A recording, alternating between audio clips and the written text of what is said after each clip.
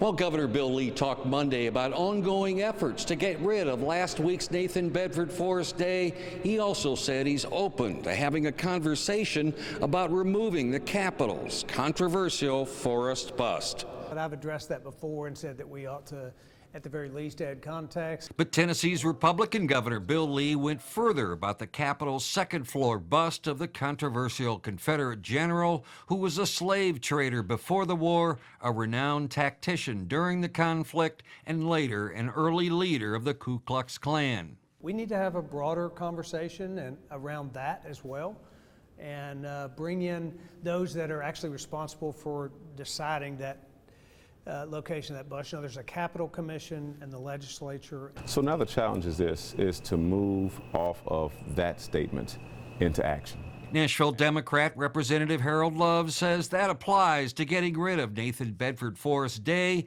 and starting the conversation about removing Forrest's bust.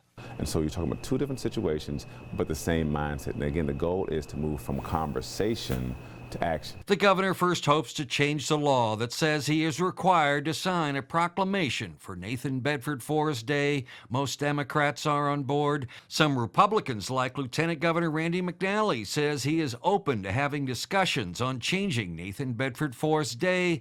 But the Senate leader defers to a group called the Capitol Commission for removing the Forrest bust. The Capitol Commission did not follow through with what many of us hoped they would do. The renewed debate about Nathan Bedford Forrest is just starting. Reporting from the state capitol, Chris Bungard.